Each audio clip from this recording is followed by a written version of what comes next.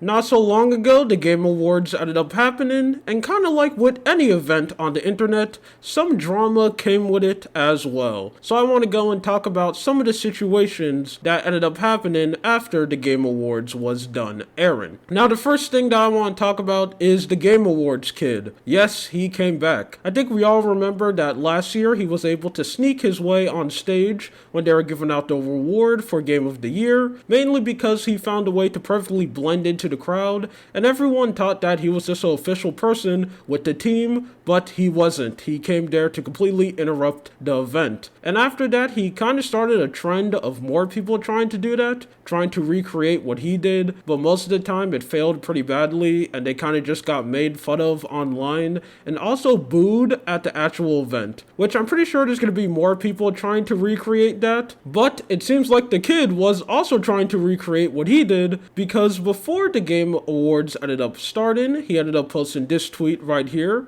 which he was saying he was going there. And when this was posted, a lot of people were just very scared, wondering, is he gonna go and do the same thing over again? But there was a lot of people in the comment section saying that there's going to be no way that he's actually going to be allowed in there, because I'm pretty sure that he will be banned. I mean, everyone knows how he looks like. We all saw what happened. Why would any security guard let this guy inside? Well, apparently he was actually able to be in there for a little while, because he ended up posting this during the event, that he was there inside of the Game Awards. It looks like he was in the way back, but the fact that he was able to make it in there for a little bit is absolutely crazy. But as we all know, no one ended up crashing the event, and that's because apparently he got kicked out and also banned for life, which is absolutely crazy. You know, you do one joke, you get your moment to shine, and then after that, you are infinitely banned from going to that event ever again. But I don't really think he cares that much, and I also think that's pretty good that he got banned, because even if you think what he did was funny, I didn't really think it was, that is something that you shouldn't be doing, because you are ruining an event that is really important to a lot of developers who work their hardest to make a game. So it's gonna be kinda sad and disrespectful for them for their event just to get ruined because one guy wanted to get a little bit of views on the internet. But that is not the only drama that ended up happening, because not so long ago this video ended up going viral on Twitter, which ended up showing someone inside the Game Awards recording the event, and they ended up showing that apparently if you are a game developer, you can only be on stage for a limited amount of time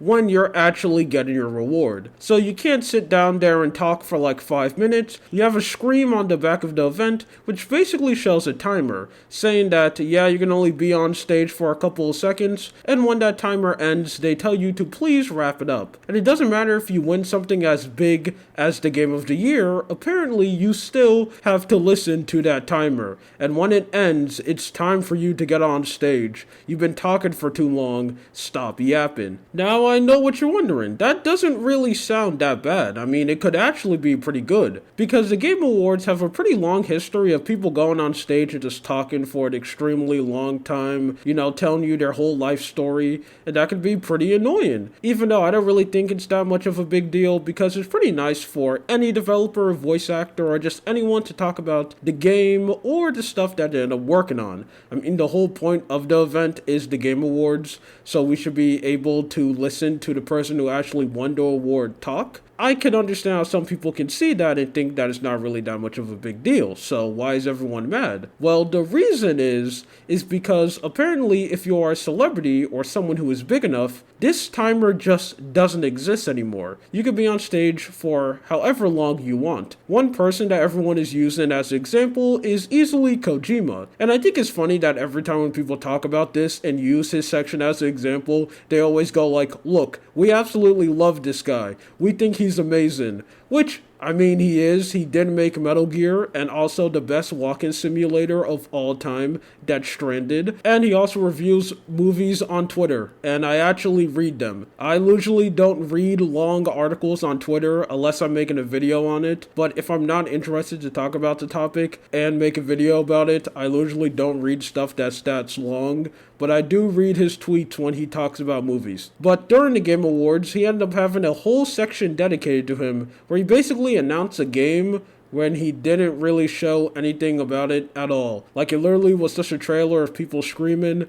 and they just went on stage going like, hey, I made a video game and it's pretty cool and you should go and buy it. And he was on stage for 7 minutes. So a lot of people are wondering, why is he able to take up this much time and other celebrities who came on stage too is also able to take up as much time as they did when other game developers aren't able to? Which is something that I agree with. But there is probably a very simple answer to that question, and that is literally because they are popular. I mean, obviously, if you get someone who is a very big celebrity or someone who's big in the video game development world, I don't know why I said it like that. I should have said in the game development world, but whatever. If you get those two people, you put them on stage, obviously a lot of people are going to listen, they are going to tune in, and that's probably one big reason why a lot of people watch, not really for the actual rewards, but just for the world reveals and the games that are going to come out in the future. A lot of people who watch these events are only tuning in for that reason, and they could really care less about the rewards. And I think that's something that the team over there knows, so that's the main reason why they get so much attention. I don't really think it's good, and what I feel like they should do is find a perfect middle ground, where if someone is out there and announcing a brand new game, they should be able to stand there for like a good period of time, and then also the game developers who are actually getting the reward and the whole purpose of the event, the game rewards, they should also be able to be on stage and be there a little bit longer so they can say their speech or just talk about the thing that they created. Especially if you win something as big as Game of the Year, you should be able to stand there for as long as you want, because that is wild. But before I leave, let me give you my opinion on the event. I kind of just thought it was okay, mainly because I didn't really care about any of the world reveals that ended up coming out. I mean, most of these brand new games just look okay. None of them was really that surprising. I didn't see anything and I was like, wow, I have to go and play that game immediately. The only thing that I was really excited for easily has to be the last reveal, which is Monster Hunter Wilds. Yes, Monster Hunter World 2 is finally coming out because that's what this game is. I know there's a lot of people on Twitter acting like it's a completely different thing. It's not. It's just a World 2 that everyone has been waiting for. And I think it is going to be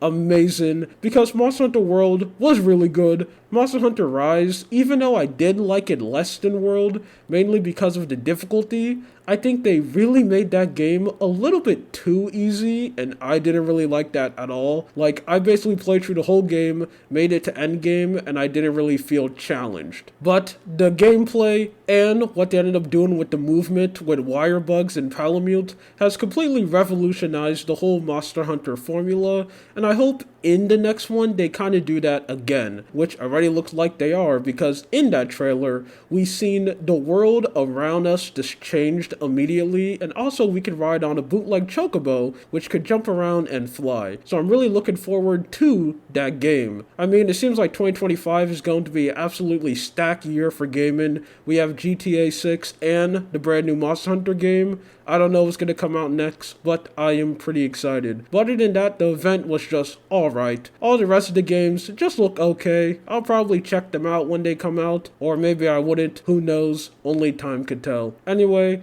that's the Game Awards drama for you. This is just something that I wanted to talk about. You have a good day or night. See ya.